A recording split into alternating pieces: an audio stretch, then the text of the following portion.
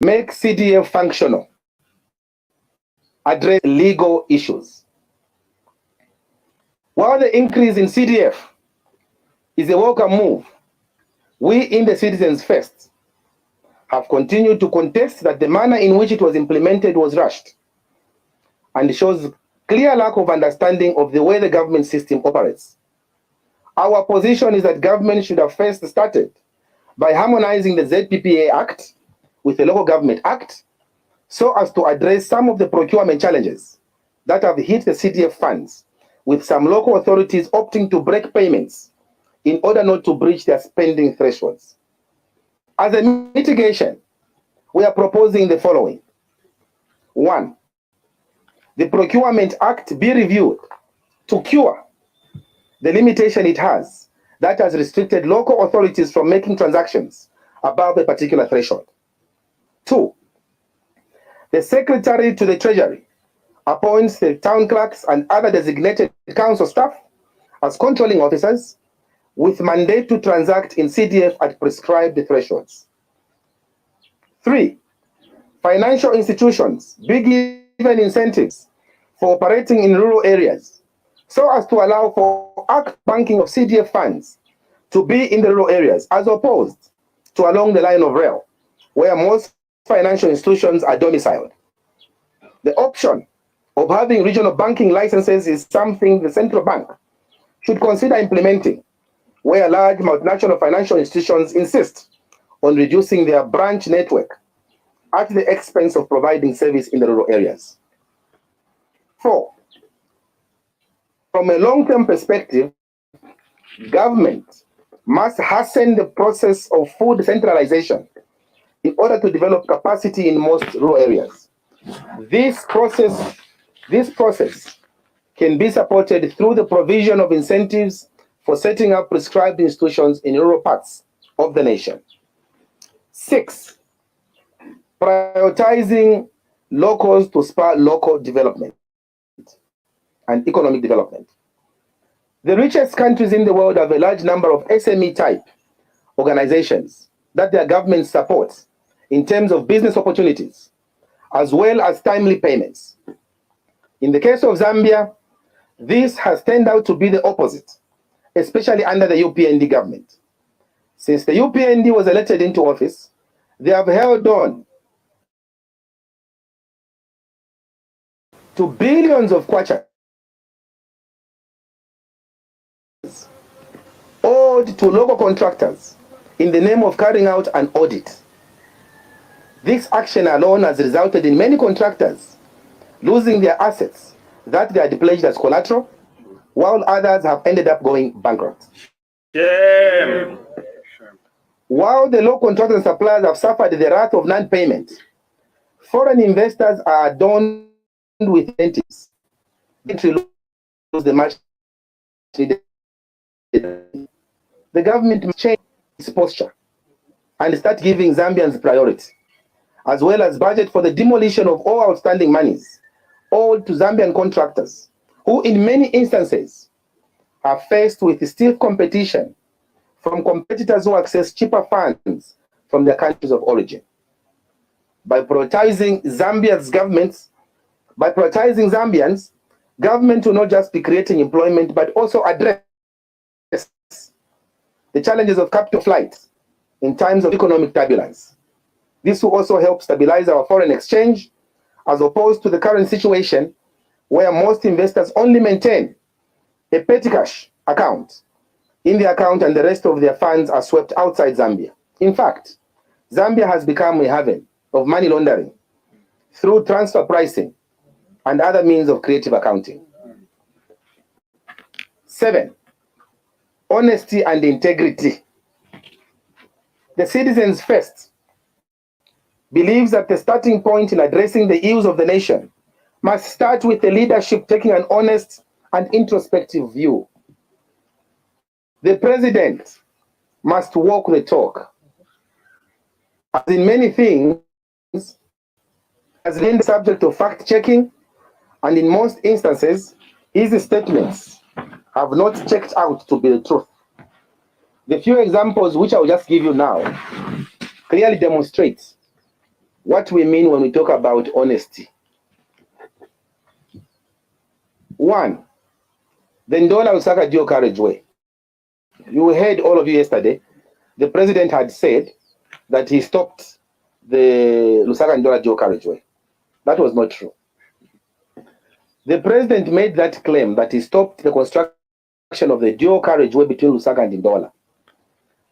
This statement is not correct, as this decision of stopping that project was taken by the then Minister of Finance, Honorable Dr. Walianga Andu, upon him taking up the position of Finance Minister. This is a position that is well known, and the president should have gone to the memos. That's within easy reach for him as head of state. It is also worth mentioning that as Finance Minister then, Dr. Walianga Andu put to a stop all projects that were below 80% of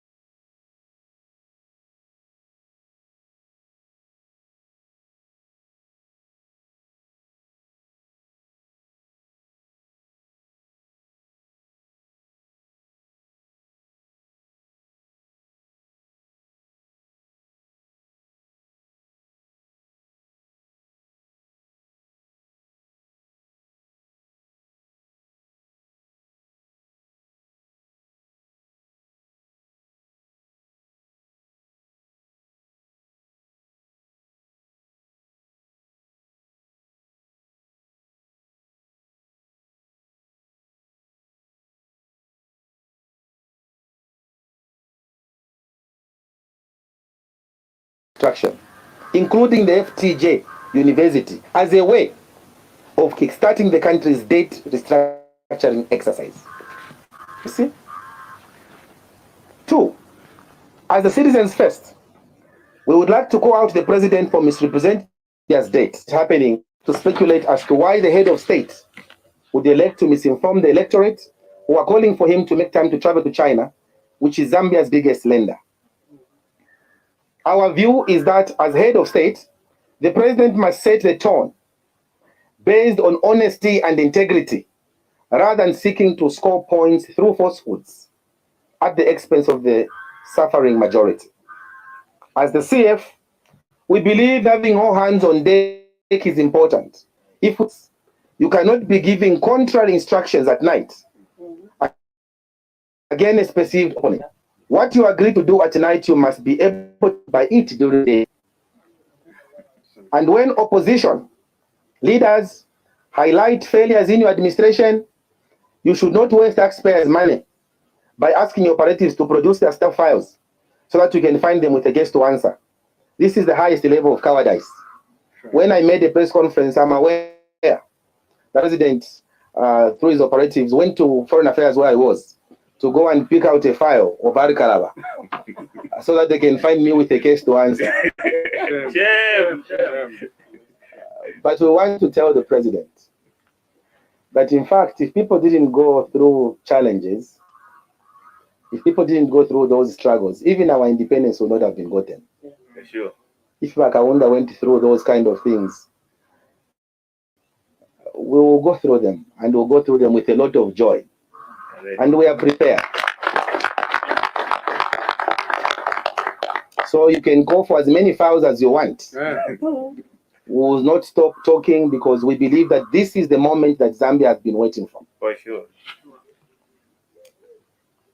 Additionally, we have seen the fanfare that the UPND government seemed to be engrossed in over the 20% partial disbursement of NAPSA funds, and would like to warn that this is very inconsistent, especially that the country is looking to reduce the retirement age to 55 years. This is a clear sign that this government does not care about the citizens of this nation and would either like to make them destitute in retirement or to send them to their early graves. The research we have carried out shows that the average retirement age worldwide is between 65 and 67 years. And to see a country seeking to play in the Champions League, going against what those in the Champions League are doing leaves much to be desired. Full retirement age around the world, I can go to give just a few statistics. In Australia, the life expectancy is 83 years, 9 months. They retire at 67. In Brazil, the life expectancy is 76, 5 months. They retire at the age of 65. Canada, the life expectancy is 77. Yet they retire at 65. In China, the life expectancy is 77. In Germany, in France, the life expectancy is at 83. They retire at 65. In China, the life expectancy is 70. They retire at 60. In Japan, the life expectancy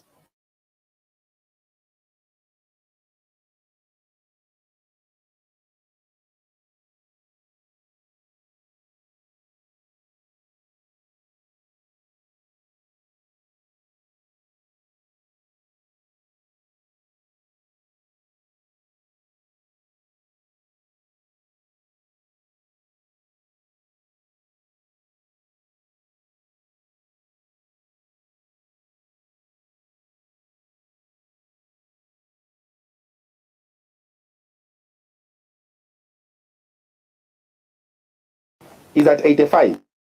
Please allow me to reiterate some of the issues we raised in the press briefing we had on Wednesday, 10th May 2023, by simply stating that our call to His Excellency, if he is to regain the confidence of the citizens, he needs to, 1, tell the people of Zambia, and in particular those on the copper belt,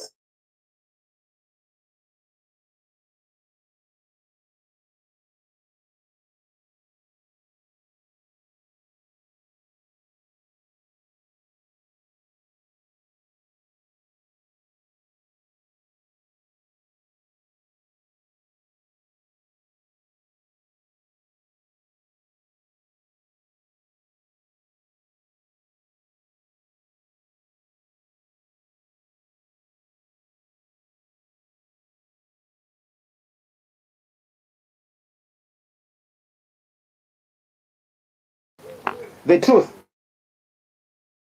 if those games is playing with SCMIH. Because I can tell you the truth, after 2026, whatever is doing with SCMIH will be reversed.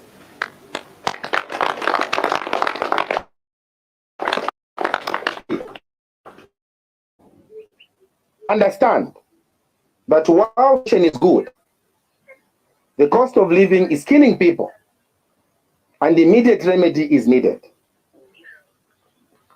4, take action to address the shortages of drugs rather than using every available avenue to blame medical practitioners who are working under significant pressure. Yesterday we heard it was just blame game on the medical practitioners, they are stealing medicine. Which medicine you have not bought? How can they steal?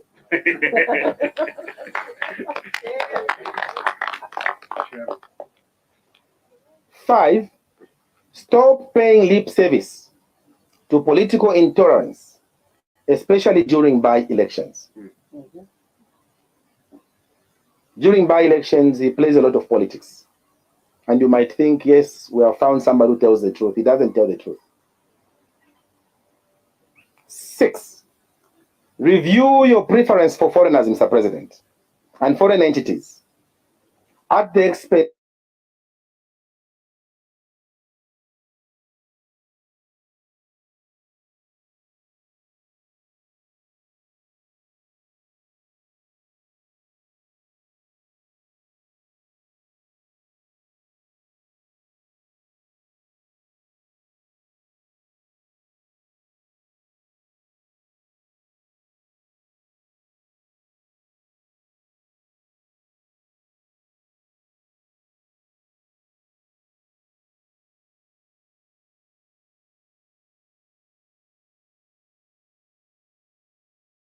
of your citizens.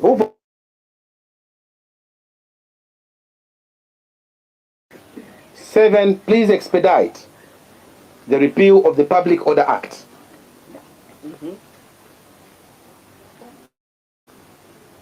In line with this, I want to report to you that the Citizens First has written to the European Union, we have written to the American Embassy, we have written to the British High Commission, we have explained and expressed our disquiet over the silence of these very strategic partners, over the many excesses that have been going on under the UPND leadership. And copies are there. You can have copies of what we wrote to those embassies. And meetings are beginning to roll out. Starting next week, Tuesday, we'll be having meetings with these same embassies so that we explain in person the kind of government we have. Very repressive government. I want to thank you for your attention, and I can only hope that together we'll help address and dispel rhetoric as we continue amplifying issues that pertain to the welfare of the citizens of this country. With your support, we will continue to provide checks and balances and rid any corrupt and repressive elements in the governance of this nation. God bless you, and may He bless this, our Republic of Zambia. I thank you.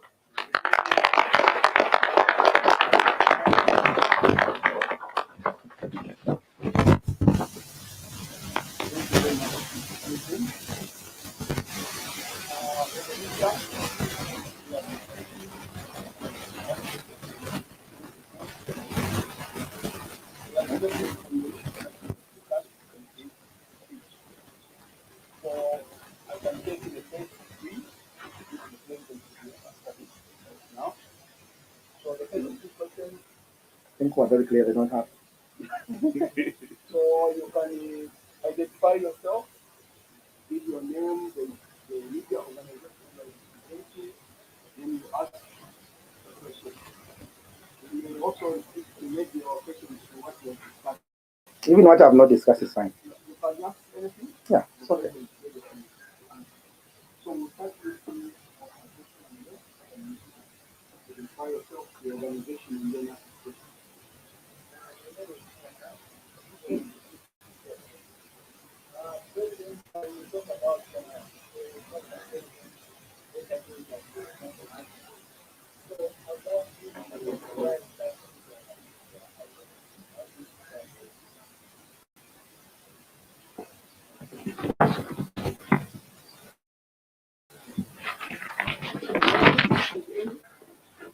Thank you. We have another question.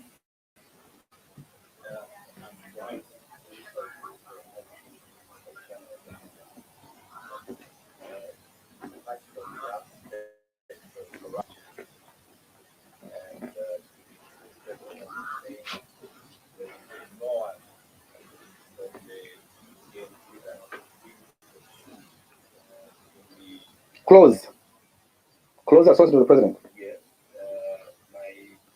My question to this would be, would you be in a position to identify those that are close to the president and are involved in corruption and yet nothing is happening? And then, still on that same line, you say the only people that are being pursued are not from the previous government. My question to you is that You should not only pursue those, they should also pay them. okay, so the question then is that is indeed a good start to see that what happened previously is being pursued, while what is currently pending is also being will be looked at a later stage. Thank you. The third question, and the president will answer. The sixth Then we'll question. come back to another round of questions. Back to Dr. Kalaba. I just want to get your perspective. The first statement was referring to a graph, indicating that the graph is increasing an inspection of his administration's economic data in terms of revising the economy. What do you have to say about that? The graph is increasing as a result of the reflection that they're doing well. Patrick, really, I'll start with you.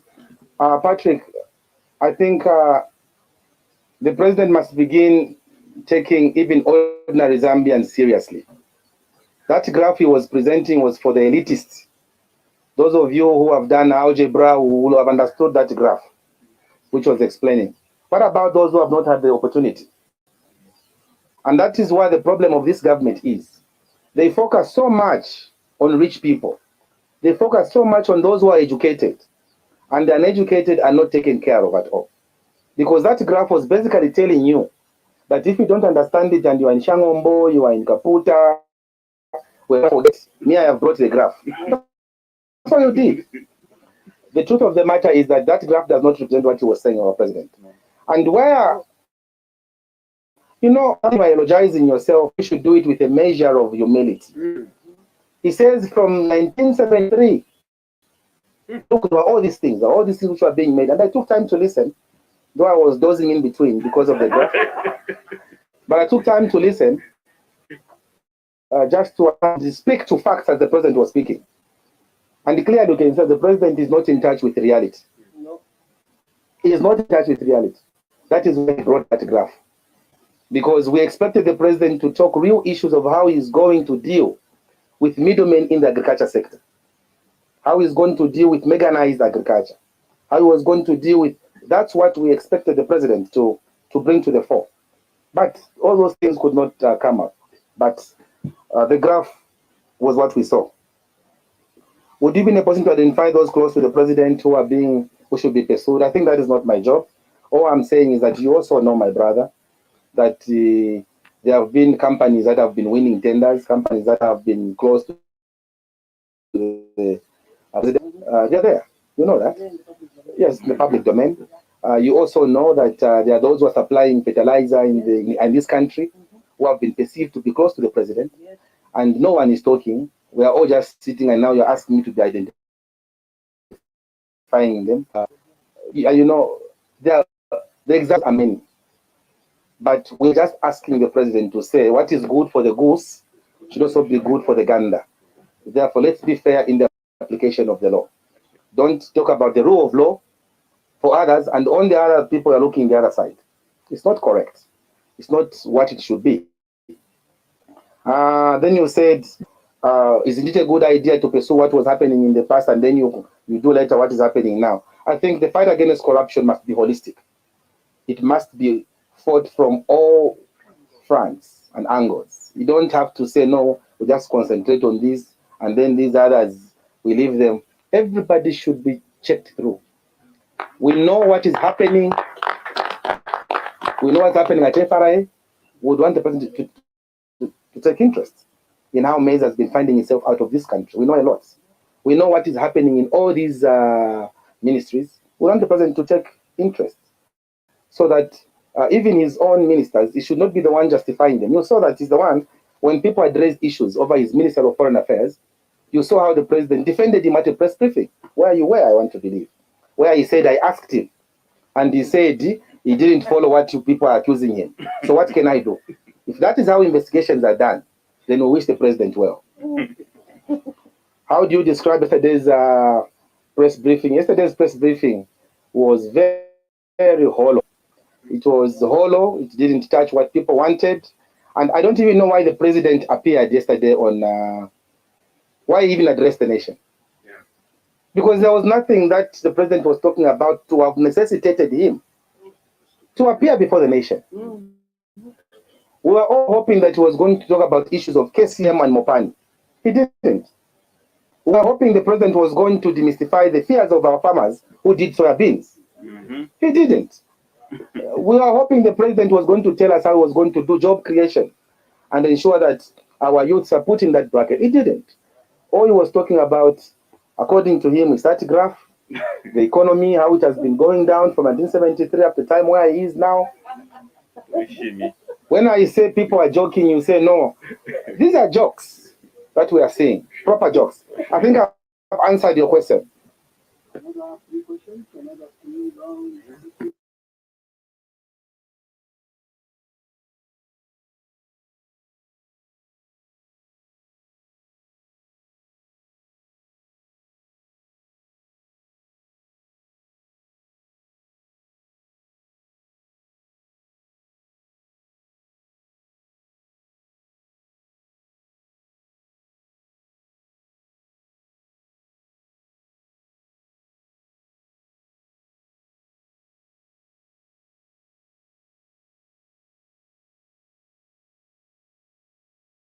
And why is it always 3?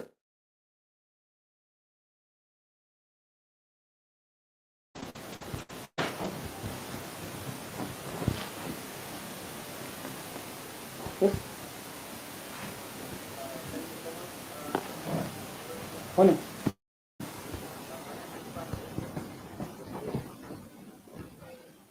Am I allowed to ask the question? Even 10. You don't think you're joking question. Thank you so much. On the last expression that you can't move, I'd love to understand how, as citizens, that you are in government, local government, how will you handle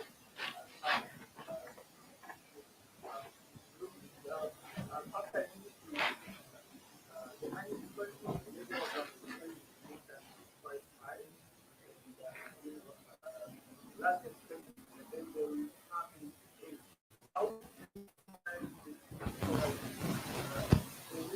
we can because that is something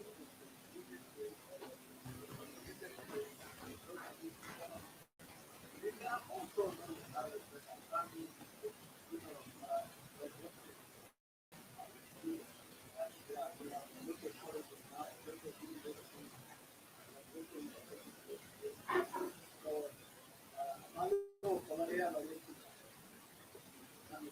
how would you describe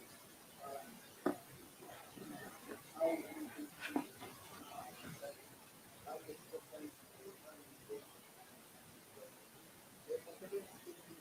is of late the online activity, whatever,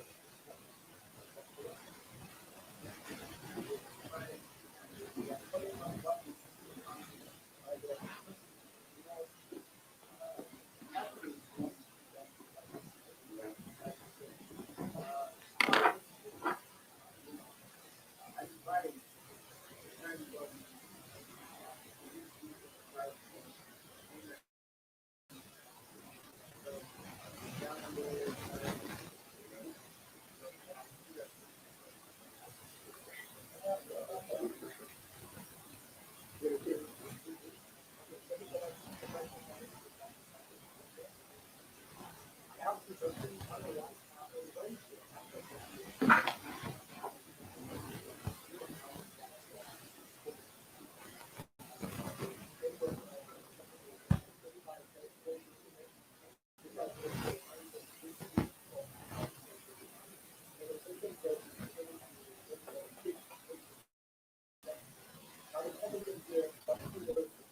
what we do suppose because if you don't see that picture, what is the reality is that we make an example of how we have to on the market.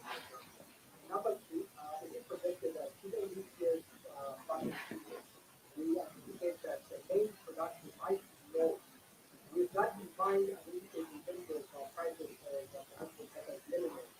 For the Gambian person again, what do you think would be the right approach to come to the company to come out and what do you propose how the target market? And then I think the last one is NAFTA. I think the conversation is that the people are actually there in terms of what we are seeing now with people in terms of the conversation is not the way to the business method. So what would be the term, the ripple effect of NAFTA now going forward with that element that people are going to have you seen something changes in the area?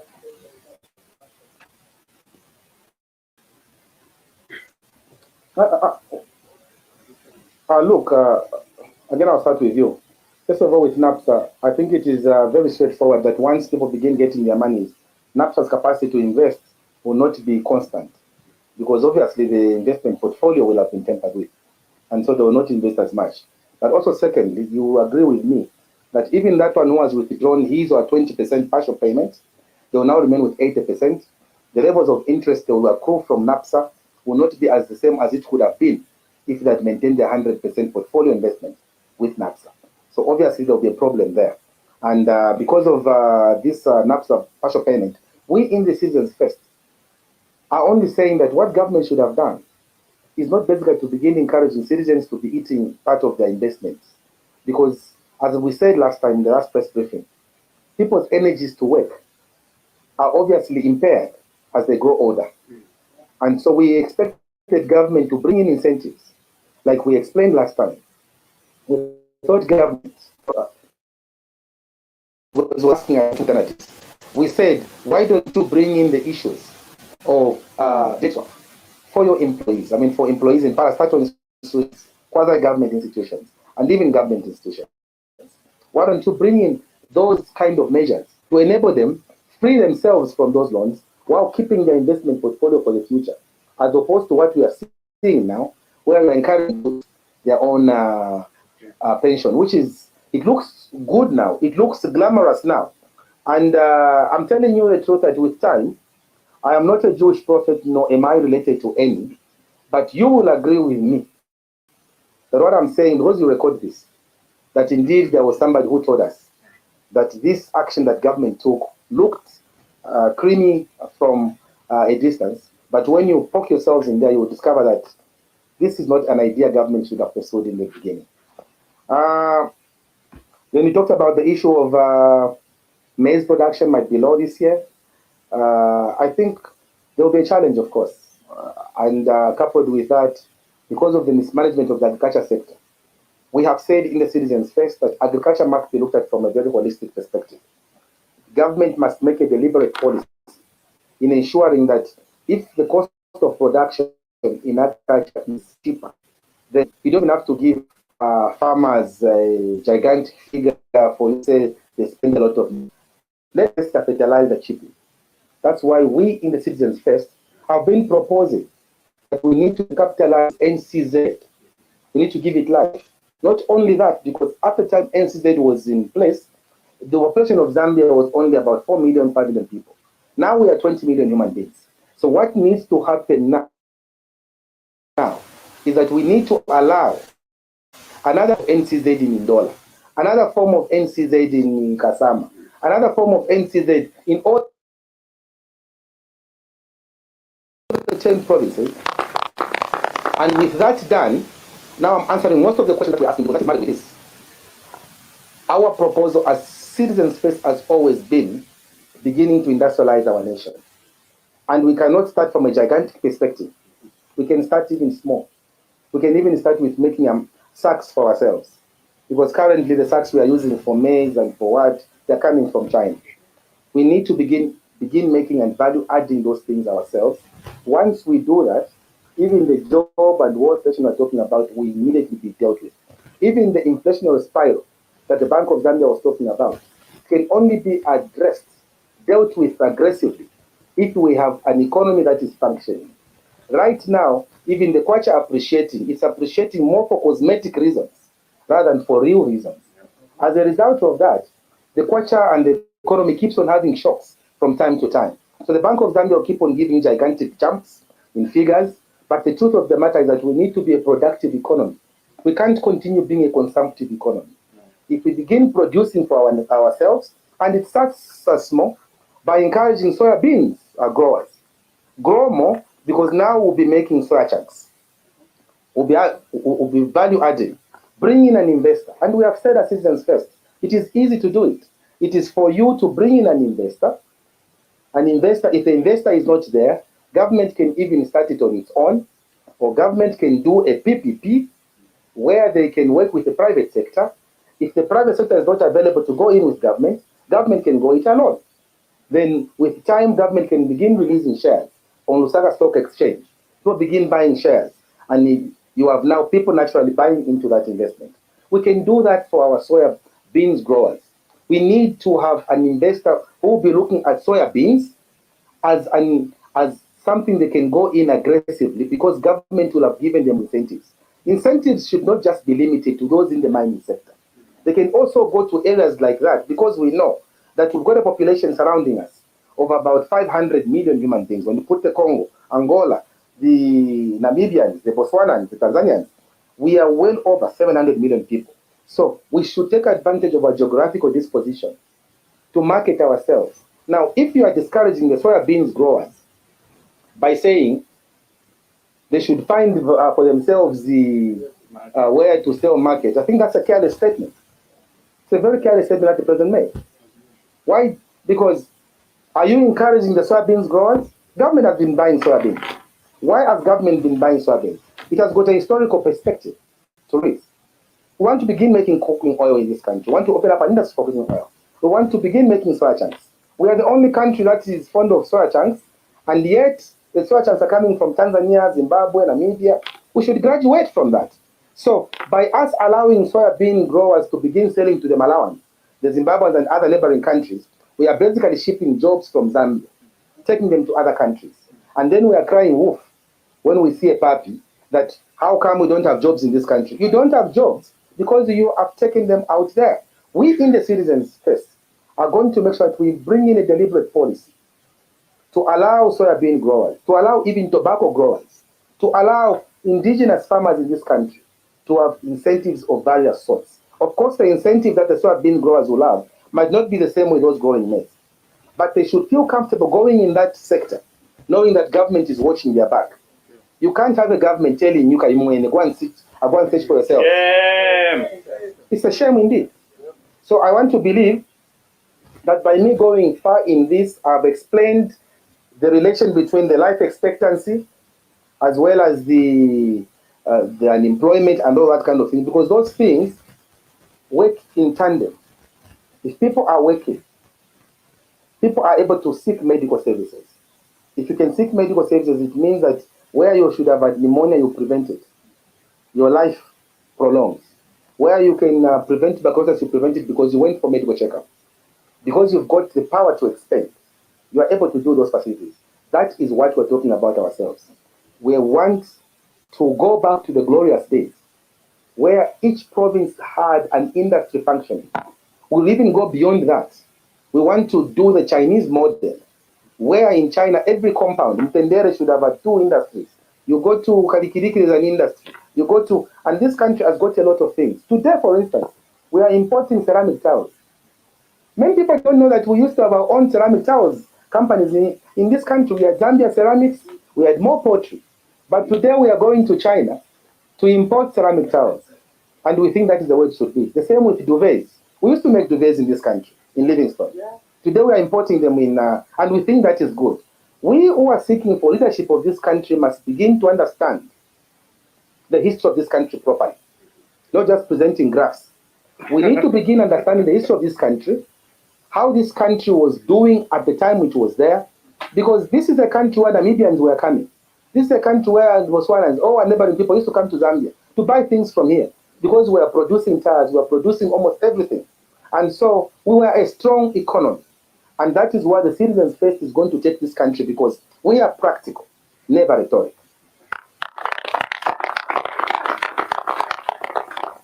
Thank you very much, Mr. President. I hope you have answered your question. Thank you very much. So we have Are we fine?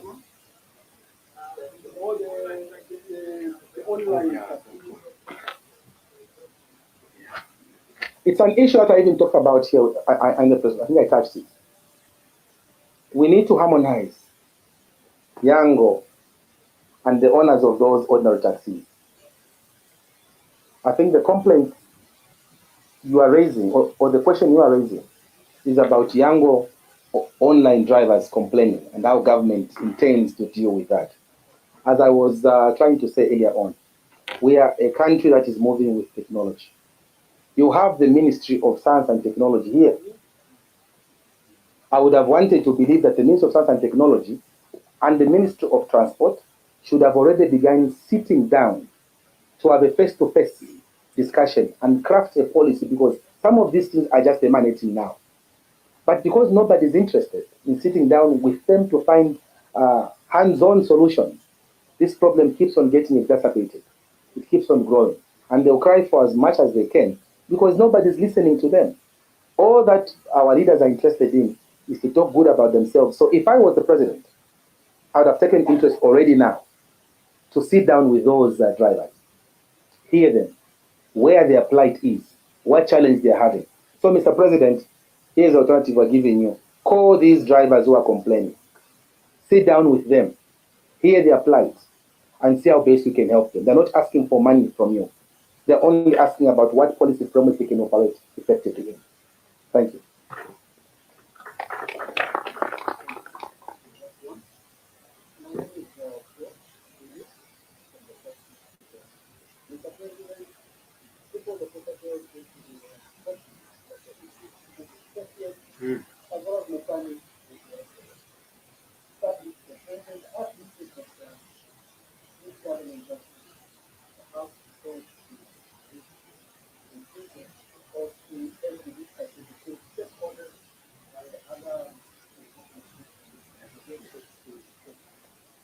Mr. President, the livelihood of the copper belt became uncertain as well as intense. The poverty level in the copper belt can never get the answer from the court. What do we do differently in addressing the issues, critical issues that KPM is facing, as well as Mokani? Mr. President, the possibility to go away from any economic activity in terms of money.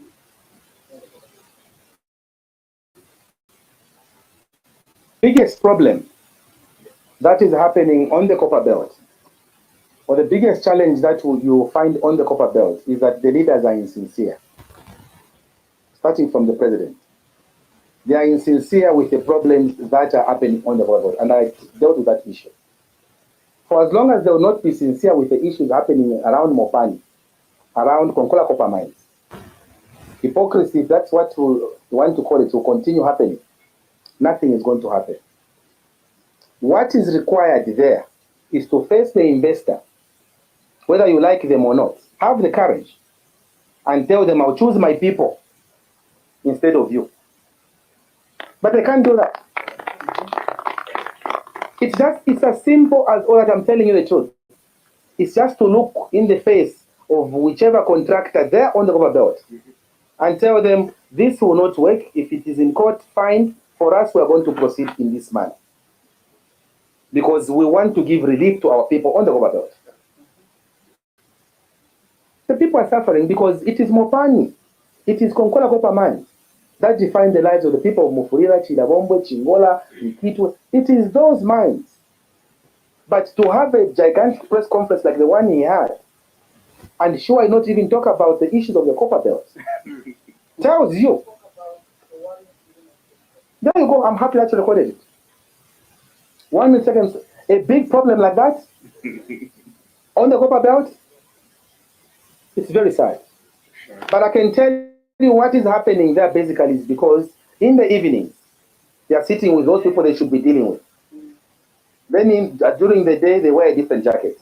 There's a saying in English, never be too friendly with the bird you are going to eat, because you'll not eat it. You fail to administer your office properly. If in the night you are saying, no, give me that champagne, then during the day, you think you'll find reasons of going around the issues. You have seen from the way this government has been behaving, that is why they have given tax incentives. The first thing they did within 3 weeks of being elected is to give tax incentives to the owners of those mines, even before they could even investigate how they could stop financial slippages.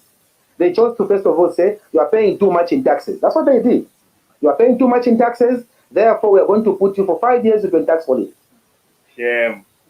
Pay less tax. Because the mines now are paying less taxes, the UPND government, than they were paying before. You call that frugal in the management of a nation's affairs or resources? The people of the copper belt are basically suffering because there is no leadership. If there was leadership, like the one which is talking here, those issues would not have even gone on like that. Those issues cannot go on like that. I'm telling you the truth, they can't. They can't. Thank you, colleagues. Thank you very much for coming and for your attention. We need to close the first meeting with a prayer. Bishop, and then Shall we pray? Thank you, my Creator. Thank you for everything, mighty God. Thank you, my Savior, for this press conference. Continue to be with us, so believing that we are departing from this place. I plead the blood of your Son Jesus to cover each and every person. In Jesus' name I pray. Amen. Amen. Please come again.